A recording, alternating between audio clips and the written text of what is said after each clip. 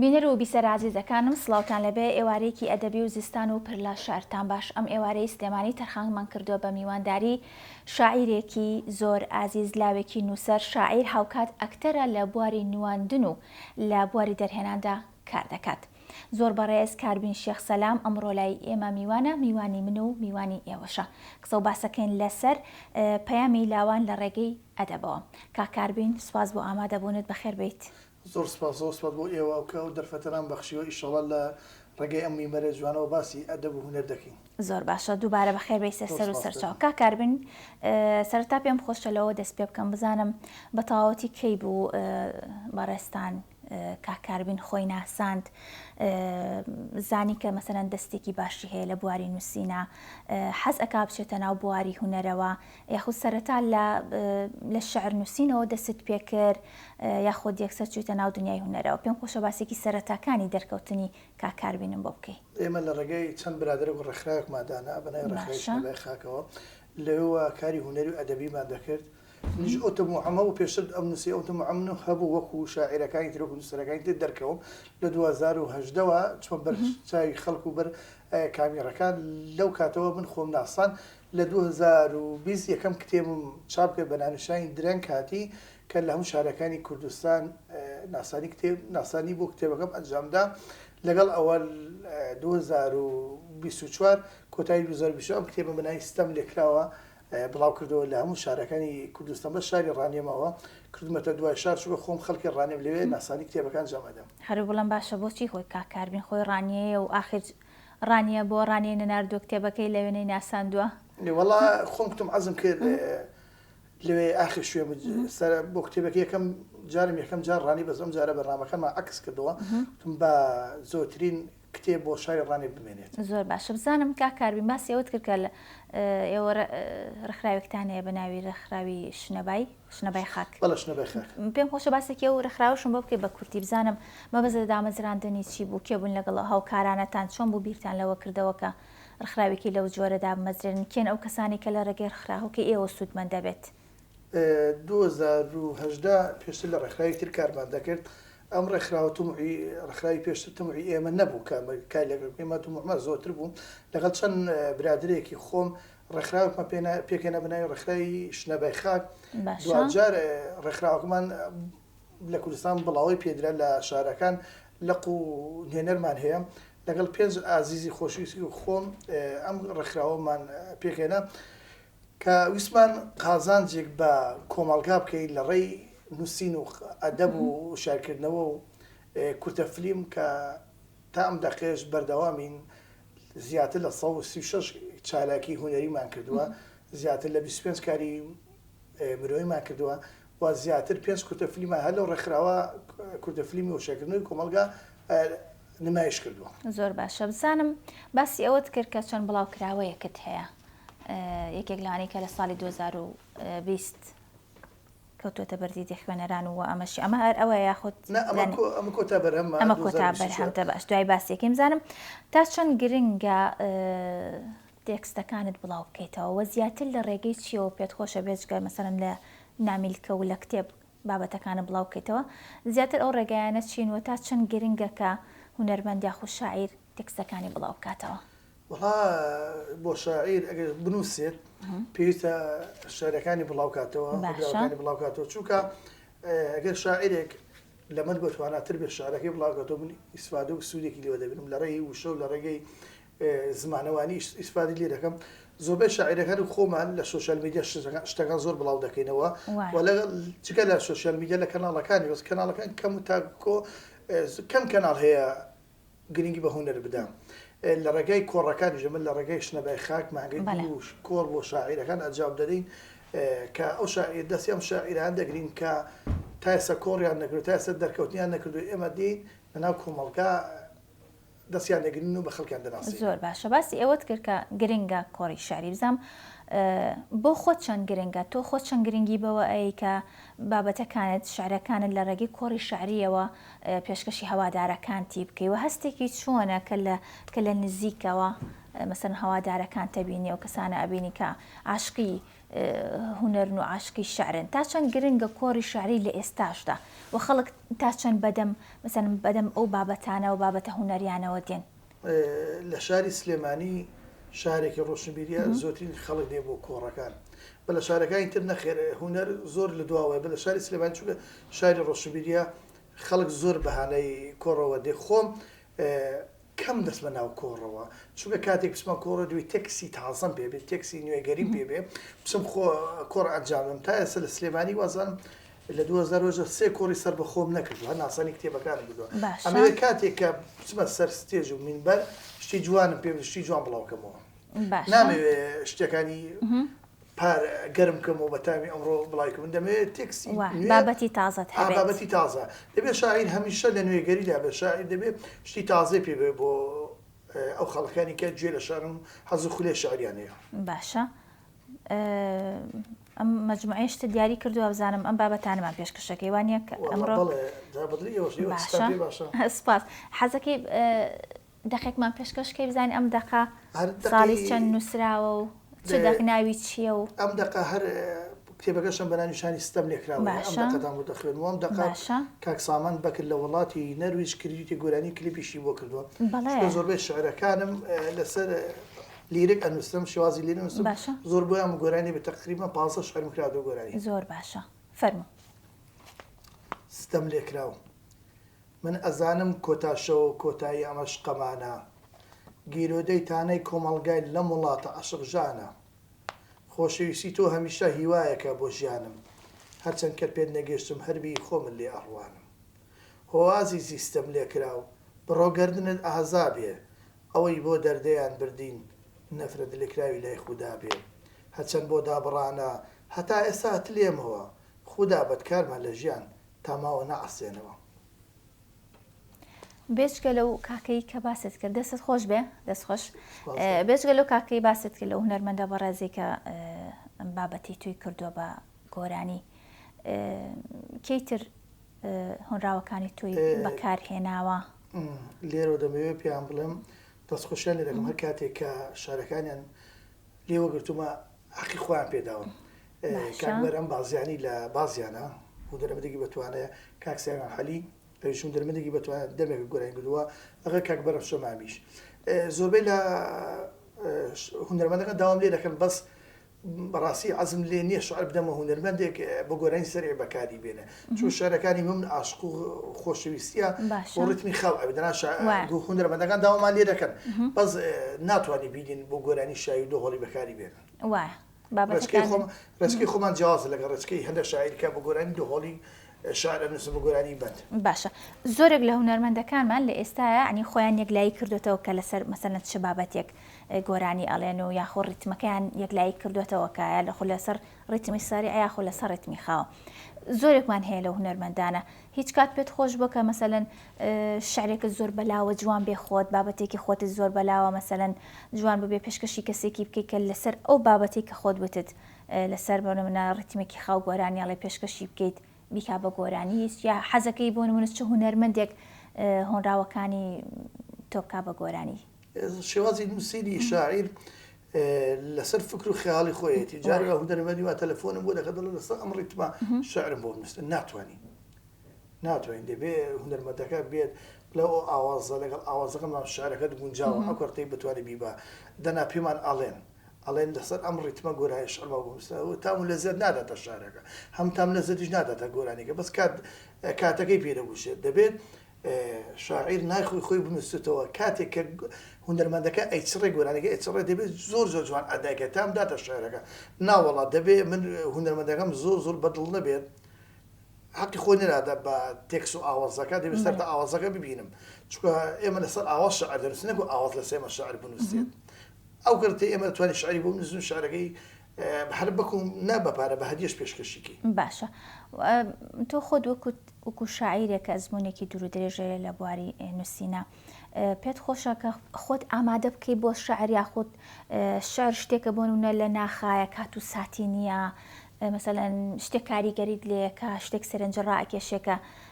مەسەلەن هەر لەو کاتەیە لەوانەیە یەک دوو دێر شعرت بۆ بێت و وڵی لانێ سەر قسەشکەم زۆربەی شاعیرەکان نیگەرانیش بن شعری ئیلهامە سێ مانگە شعرێکم نەنووسیوە. برادرێک مەودی وەڕە چوار شعرم نووسیوە. شتی وانە شعر ئیلهامە، شعر لە ناخی دڵەوە دێت. ئیلهامێکە کات و ساتی نییە کە هات نەنووسی دەڕوات. بەڕای من دەبێ وشە ڕاتکێشێ، نەکوت وشە بە زۆر بخیتە سەر لاپەڕەکە بینووسی، نا بەعکسەوە دەبێ کاتی ئیلهامە هات مێشکە ستاوی ئیلهامات و شعرەکە بنووسی، نەکو وشەکە بە زۆری بیخیتە ناو لاپەڕەکەمان نەگونجاو بۆ شاعری وە ڕۆژێ 4 شاعر.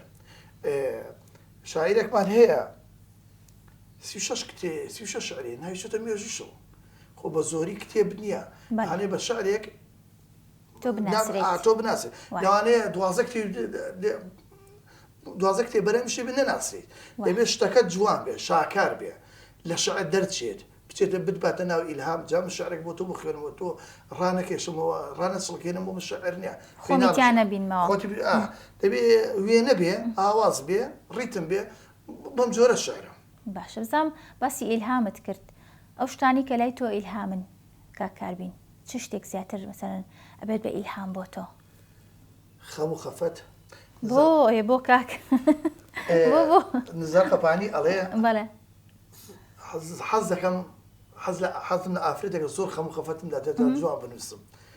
شعر لە خەم و خەفەتەوە دێت، لە خۆشەویستی دێت، لە دابڕانەوە دێت، لە نەقسیەکانی ژیانەوە شعر دێت. باشە، شعر ئێمە لە وڵاتێکە ژین، وڵاتێکە خۆی هەم بە خەمۆکی ناسراوە، دەنا شاعیرەکانی ئەوروپا هەم باسی سروش و جوانی ئافرەت و خۆشەویستی و خۆشی ئەەکەن، بەس لە کوردستانی خۆمە بە عەکس بووەتەوە، ئەوەندە نەهامەتی مابین و نەهامەتی مەبینەوە شعر لەسەر خەمۆکیان نووسی، ئەتوانێت 2 شعر 3 شعر لەسەر خۆشی بنووسین،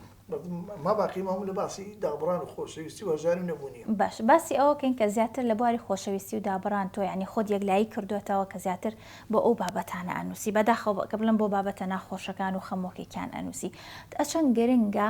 کە شاعیر و تا چەند گرنگە بۆ نمونە شاعر خۆی یەکلایی بکاتەوە کە لەسەر ریتمێک بنووسێ، لەسەر بابەتێک بنووسێ، سە تۆ خۆت یەکلایی کردوێتەوە کە لەسەر ئەم بابەتە نووسی. لەوانەیە هەندێک بابەتی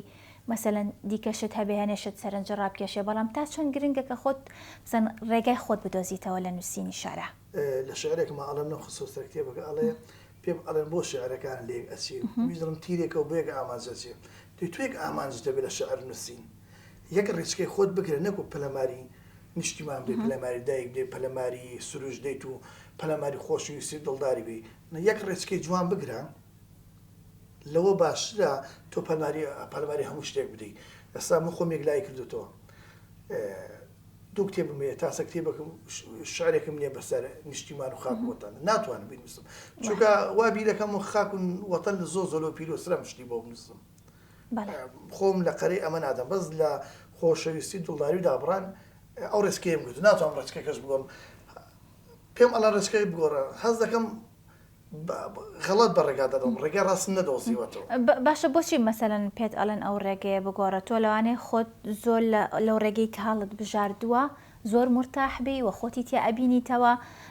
مەسەلەن کی ئەوانەی کە داوات لێکەن سەن ئەو ڕێگەیە بگۆڕی وە بۆ بڵێ بۆ بیگۆڕم، یعنی قەت پرسیاری ئەوەت نەکردووە کە مەسەلەن بۆچی بیگۆڕم یا بیکەم بەچی لەسەر چ بابەتێکشت بنووسم؟ با ئەڵێن هیچکە شەری خەمۆکی بنووسە، وەرە دنیایەکی جوانتر دنیا ببینە، بە شادی دنیا ببینە، ئەگەر ئیلهامی خۆشی شادیمونە هەرێ ئیلهامی خەم و خەفەتێمە خۆ بە تاوانی منیاوەی ئیلهامە، دەڵم ناتوانم لە هەموو چاپێکەکان گوتم ناتوانم شعر بەسەر دایک و نیشتیمانی بنووسم، خۆشەویستی دڵداری ئەنووسم، چونکە ئەو ڕێچکەی منە، زۆر ڕاستە، من لەوەدا خۆم دۆزیوەتەوە. باش، لە باسی بە شعرێکی خۆشەویستی و دابڕانمان پێشکەش بکە بزانم. زۆر باشە. هەرچەند دڵنیام هەم کتێبەکە خۆشەویستی و دابڕانە، بەس بزانم کامیان زۆر تایبەتە لە لای تۆ ئەومان هەمویان تایبەتن بە دڵنیایی ئەوانەی کە دیاری ئەمە کۆتا شعرمە لە کتێبەکەم لەم ئاخیران نووسیمە، باشە. تۆ پەشیمانی کێ دەست ئەگرێ، ئەو دڵە نەمان ناست هەڵگرێ، ئەها چۆ ژینی خۆتت بە بابرد، لە ناو خەڵکیدا خۆت شەرمەزار کرد، من وەک تۆ نیم ژینم بەهەشتا، ئازیزی دڵم ئێستا لە پشتا. ئەمە بۆ خێزانم نووسیمەوە، بۆ خێزانە نووسیتە. پرسیارێکە لێ بکەم، بەڵام ئەترسم لە خێزانە دوای تووڕە بێ لێمان. ڕاشکانە پرسیار بکەم جا ئینسان ئەگەر ڕاستگۆ بوو ئەگە تەنیاش بێ ئەوە خۆی براوەیە زۆر ڕاستە بزانم عاشق بوویت دڵت شکاوە و ئاوا مەسەلەن ئەم ئیلهامەوە ئەم ئیلهامەکانە دەمیشە باسی عاشق و دابڕان و ئەو شتانەکات چونکە لەوانەیە عاشقەکە یا پێی نەگەیشت بێت هەرچەند پرسیارێکی کەمێک شخصیشە بەس ئەگەر ئەشزانی ئەبێ بە شەڕ لە ماڵەوە جاڵمانمێ ئەگەم ئۆرسکەم گرتووە باشە CV منی خوێندوتۆ چۆنم باشە والله هەموو شاعیرێک عاشقە بەخۆشمەوە هەموو شاعیرێک تاڵ و شیرنی بینی و بەخۆشمەوە زۆر ڕاستە بەڵێ عاشق بوومەوە لە ئەنجامیشا منی کردە ئەو عاشقە بوون منی کردە شاعیر کە چەند بەرهەم هەبێ واتەیەکێکە لە سەرچاوی ئیلهامەکانت بەڵێ خێزانەکەت سەرچاوی خێزانەکەم سەرچاوی ئیلهامە خوا لێکتان نەکە سپاس دەکەم بەس مرۆڤی هەر عاشقا ئەگەر کابانێک لە ماڵەوە عاشقی خواردنەکەی نەبێ خواردنەکە تامول لەژێ دروست ناکە دەبێت عاشقی پیشەکەت بیت هەموو شتێ بە دڵنیاییەوە کە تۆ عاشقت بۆی هەبوو ئەوە بەرهەمێکی جوان پێشکەشەکەی بزانم تا چەند گرنگی بە بەتی وشە سازی و وێنەسازی لە ناو شعرەکانتە بۆ نمونە تا چەند ئەکەی لە خوێنەر کە من مەسەلەن بابەتەکانی تۆ بخوێنمەوە تا چەند وا لە من ئەکەی کە من مەسەلەن چاو داخەم هەست بکەم لەو شوێنە یامیان خۆمی تیا ببینمەوە تا چەند گرنگی بە وشە سازی چونکە لە ئێستا هەنێک لە شاعرە بە ڕێزەکانمان بینی و بۆ نمونە هەنێک بابەت ئەنووسن لەگەڵ ڕێزمیان ئەمە قسەی من نیە قسەی زۆرێک لە ئەو کەسانەیە کە حەزیان بۆ نمونە لە شعرە هەنێک وشە تێکەڵ و پێکەڵ ئەکەن یاڵێ مەسەلەمە شعری حۆڕە شعری ئازادە تۆ تا چەند لەگەڵ ئەوەی کە وشە سازی و وێنە سازی لە ناو بابەتەکانتە هەبێت سەرەتا شاعر قوتمانی ئیلهامە ئاوازە وێنەیە وێنەیە کتەبێ لە بەرچاو بۆ شعر ئەنووسی بۆ منە باسی دەریا بکەیت دەبێت تۆ لەسەر دەریاکە بیت وانە باشە دەبێت ئاوازیشی تێدا بێ ئەم شاعرە قورانە کە مەجموعەیەکی شاعری ئازادمە پێدا بوونە کە ئازاد نووسن یەکترە بە شعری کلاسیک ناکەن بەرە کلاسیک کۆنە ئێمە لەسەر ڕێبازێکی تازە نووسی نەخێر دەبێت شاعیر خۆ شعری ئازادیش بۆ شاعیرەکانیشی ئەوەی هی خۆی هەیە یاسا و ڕێچکەی خۆی هەیە زۆر ڕاستە ناکرێت تو هەر کەلیمە ڕیسکەیت وانێ دەبێ وێنەی تێرابێ خەیاڵی تێرابێ سەرەتای تێرابێ قوفڵکردنی تێرابێ شاعر لە قوفڵکردن زۆر ئینسانی بە زیرەک بێ کۆتاییەکەی چۆن بێ دەبێت شاعر ئاواز وێنە خەیاڵ ئەمانی هەموو تێدا بێ وشە سازی ترابێ وشەی کوردی پەتی ترابێ وشەی ترابێ داینەرت کرد بێ لە وشەدا باشە بەمانە ئەڵێن شاعیر خۆ گۆرانی شاعیرە کلاسیک نووسیوێتی بەس نوێگەری لە شاعر کردووە شۆڕشی کردووە شۆڕشی کردووە لە دوای ئەوە عەبدوڵڵا بەشێو هاتە شۆڕشی کردووە ئەمانە هەموو قودوەن ئێمە سەیری ئەمانەکەی نەکو شاعیرێکی فەڕەنسی دی بۆ شعری ئازاد نووسە تو لێرە دراسی لەسەر بکەیت باشە باسی ئەوەت کرد باسی کۆمەڵک لەو شاعرە بەڕێز و گەورانت کرد کە نیوان لە ژیان ماون و ئانی تریش لە ژیانە نەماون ڕۆحیان شاد بێ بزانم تا چەند گرنگە کەسێک بۆ نمونە شاعیرە لە بواری ئەدەبیاتە ئەنووسێت خوێنەرێکی باشە تا چەند گرنگە کە شاعیر خوێنەرێکی باش بێ بۆ نمونە زانیاریکی باشی هەبێ لەسەر شاعیرە کۆنەکانی پێشخۆی زانیاریکی باشی هەبێ لەسەر بۆ نمونە قوتابخانە شاعریەکانی وڵاتەکەی تا چەند ئەمانە گرنگە بۆ شاعیر پێشەوەی شاعیر بێ خوێنەوەربین پێشێ بخوێنیت خوێنەوەت هەبێ بۆ شتەکان چونکە هەتا بخوێنیتەوە تۆ مرۆڤێکی کامڵی بەڕای من ئەوانەی کە سەرەتا ڕۆمان بخوێنەوە ئەو شاری شاعیرەکان بخوێنەوە سەمن زۆربەی شاری شاعیرە کۆنەکان دەخوێنمەوە بەس ناچم ناو مەزوعی شاعیرەکانەوە باشە ئەترسم وشیان لێ وەگرم ئەترسم ڕستەیەکیان بێنم بیدسم باش هەر ئەو شعرانە ئەخوێنیتەوە کە زیاتر هەر باسی دابڕان و خۆشەویستی هەمویان دەخوێنەوە بە ناسمە ناو مەزوعی شعرەکان ئەترسم شعرێک بێنم داینێم بێتە مڵکی بەس تۆزە ترش و خوێکی کوردوەدەنی نە من ئەمێ ڕێچکەی خۆم دۆستمە بەس شاعیر هەتا بخوێنێتەوە کەمە باش بەتەکید وایە بۆ هەموو بابەتێک بەتابەتێ بۆ شاعیر پێویستە لە ڕۆمانەوە دەست پێ بکە ڕۆمان بخوێنێتەوە ئەم کڕتەی بێتە سەر شەری شاعیرەکان شاعری جوانمان هەیە قودووەنە هەتاماوە لە لوتکەدانە هەزار ساڵی ترش بێت ناوی مۆلوی سالم و ماهوی و ئەمانە هەردەمێننەوە زۆر ڕاستە چۆن ئەسا زیرەکمانەی لە گۆران لە هوەرمەندەکان لەگە هەمەی ماملێ ئەمانەمانەیە ئەمەی نێرگز ئەمانش قوتابخانن ئەمانە قوتابخانن بەڵێ زۆر ڕاستە بزانم زمانی نووسین لای تۆ چۆنە تا چەند گرنگە زمانی نووسین بۆ نمونە سادە و ساکار بێ ئاسان بێ بۆ نمونە تۆ جیرێکیشت لەوانەیە دیاری کردبێ کە مەسەلەن ئەم بابەتانیان ئاراستە بکەی وەکو پەیامێک و ئەو جیلی کە زیاتر بۆ نمونە مەسەلەن عاشقن و حەزیان لەم بابەتانی تۆیە بیخوێنەوە هەمیشە کەسانی گەنجن و ئەو کەسانن تۆ تا چەند لەگەڵ ئەوەی کە مەسەلەن بۆیان ئەنووسی ئەو بابەتانیان بۆ ئەنووسیت چونکە کە تۆ شعرەکەت بڵاو کردەوەی تر تۆ مافی خاوەندیارەتیت نامێنێ بە تۆ ئاراستت کردو بۆ کەسێک تا چەند لەگەڵ ئەوەی کە بە زمانێکی سادە و ساکار بنووسیت بۆی هەموو کەسە لێ تێبگا هەموو کتێبەکەم زمانی قورسیتیان نییە هەموو کتێبەکەم زمانی قورسی هەموو کتێبەکەم سادە و ساکارە لەسەر شێوازی سادەم نووسیوە بۆ خوێنەربی خوێنێتەوە سادە مانایەکی قۆڵ ببەخشی نەچوومە وشێکی فەتەنازی و خیاڵی بخەمە ناو کتێبەکەم و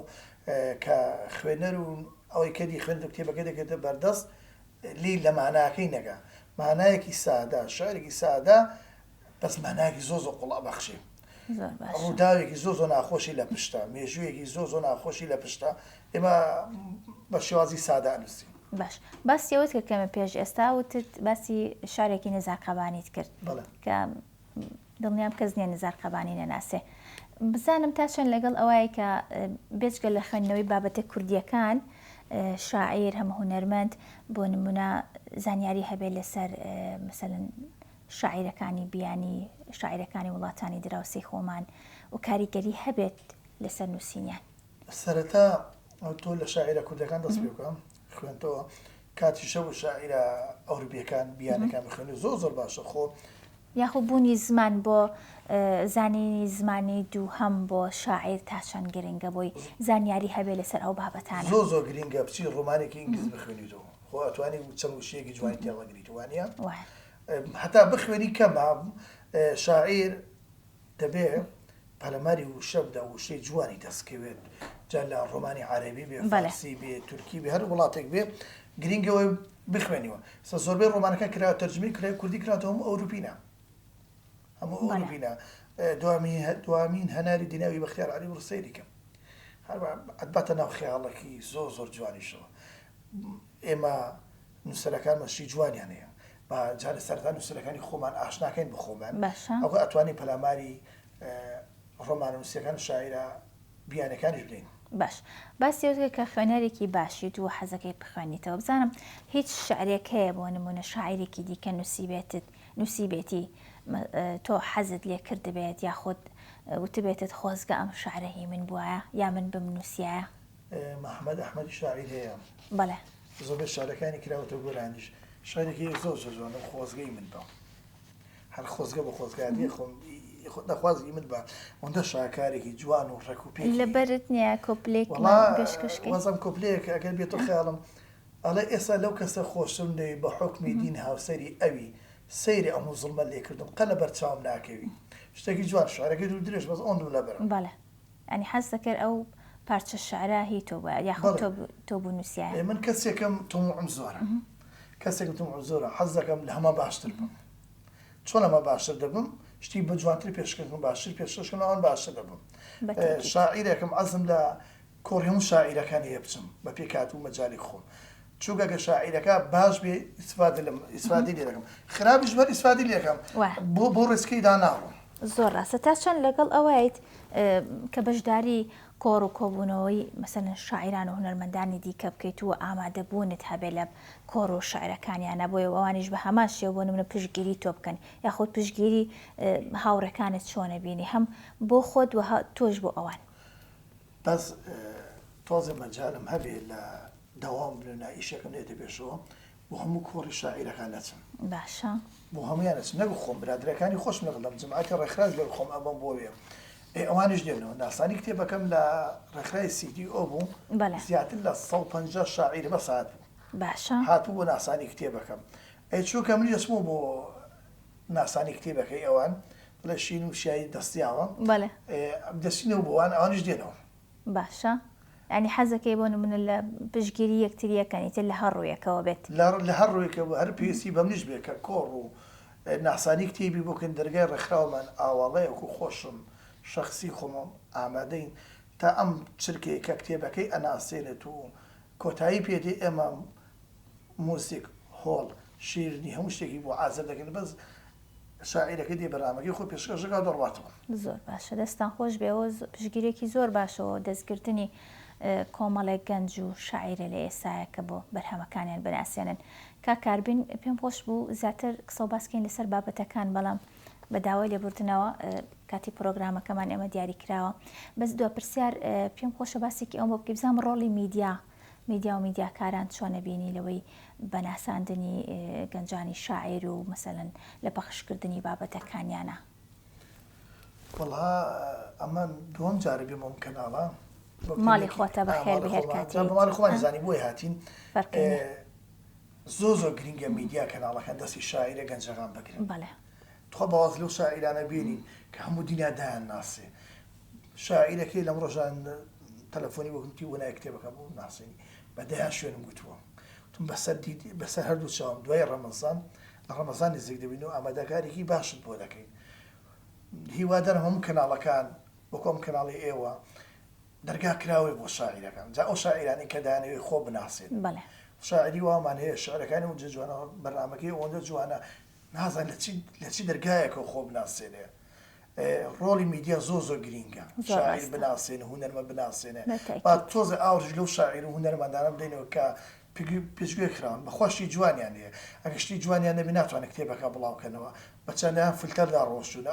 ئەو جارە کتێبەکان نازانەوە کاگە کتێبەکەشان جوان نەبوو بە ئێمە دەستیان بگرین و کتێبی دووەم هەموو شتێک ئەزمونە خۆزگە دەم کتێبی یەکەمم نەناسان بە کتێبی دووەم جوانترە 5 ساڵی تر دڵم خۆزگە و کتێبم نەناسان کتێبی ئەوترم جوانە بەڵام ئەمە بێ بە بنەمایەک بۆ ئەوی کتێبی سێمیش دەربکەیت کتابخانەیەکە لەوانەیەکەم لە ساڵ یەکەم ستاقیت بن و ساڵ دووەم باشتر دەبم هەموو کتێبەکە هەموو ئەزمونێکە خۆزگە بە خۆزگاتی خوا هەموو کەناڵەکانیش ئاورەکە لە شاعیر و نووسەرەکان دەدایەوە زۆر ڕاستە کاکاربین پێم خۆشە دوادەکمان پێشکەش بکەی زانم ئەم دەقە ناوی چییە ساڵی چەند نووسیتە بۆ کێو نووسیوە ئەم دەخێژ هەرە بە شەڕێکم بۆ بنیتەوە لە ماڵەوە هەمزان بۆ کێو نووسیوە ساڵی چەند نووسیوتە لە ڕێگە پرۆفم کردە شاعر و شاعران دەنووسم دەخێنمەکە ماڵەوە بەدڵیانە بۆی دیاری نەکردووی بڵێ ئەوانە بخوێنەرەوە ناوەڵا کەی چێکە خۆشتێکی ئاساییشە بەس ئەو گر هاوسەران پشگیری یەک بکەن وڵا سەردەک هاوسەرم ناسی هەل یەکەم نیگاوە ئەو شعرم بۆ نووسی لەو ساتی و هاتوویتە ناو ژیانم بووی بە سۆما بۆ چاوانم سەر تاپەژینم بۆ خۆش و کامەرانی بۆ دڵی شێتم هەم دەردی و هەم دەرمانی ڕۆژێک نەتبینم نام و سەرگەردانم ئەزانی بێ ئارامم لەناو خەمە زیندانم بە هیوان بەدڵی بێن دڵیان بەدڵێتی خی گەورە لێکتان نەکە کاکاربین من شتێکی ئەو تۆم نەماوە دووبارە سوپاس بۆ ئامادەبوونت ئەگەر شتێک مابێ لە کۆتاییە حەز بکەیت باسی بکەیت شتێک وەڵا دەستخۆشی لە ئێوە دەستخۆشی لەو سەربازانی کە لە پێش کامیرەنە هەمیشە مادوونە بەڵام شتێکی ئەو تۆم نەماوە لەشی تۆ ساغ بێ خانمێکی پێشکەشکارێکی زۆر بە ئەزمون و بەتوانای سپاس دەکەم بەخێر سەر و سەرچاو ئەوەش دەڵێم دوا پرۆژەی من ئەم کتێبە لە ڕانیە ئەناسێن و ناسانی کتێبەکەم ڕادەکەم چوو لە هەموو شارەکە ناسانیم بۆ کردو بەستەنیا ڕانیەماوە بەستەنیامە ڕانیە بە چوو کەس و کارم لە ڕانێ وتم بە زۆتر بینەر و زۆتر کتێبەوە بمێنێتەوە زۆر باشاقی خۆیەتی ڕێز و سلامانەیە بۆ هەموو ڕانیە چایان ماچەکەی نیوادارم هەمیشە ڕانیەکێک بۆ لەو شوێنانەی کە کەسانی زۆر باشیتی هەڵکەوتووە بە تایبەت لە بواری هونەر و ئەدەبیاتە عنی ئەگەر کەمیش بوو بێ بەڵام بوون بە عنی قودوە و خەڵک زۆر باش ئەیان ناسێ دووبارە زۆر سپاس بۆ بەڕێز کاربین شێخ سەلام ئەمڕۆ میوانی ئێمە بوو قسە و باسمان کرد لەسەر پەیامی لاوان لە ڕێگەی ئەدەبەوە تا پرۆگرامێکی تر هەر شاد بن خواتان لەگەڵ بێت.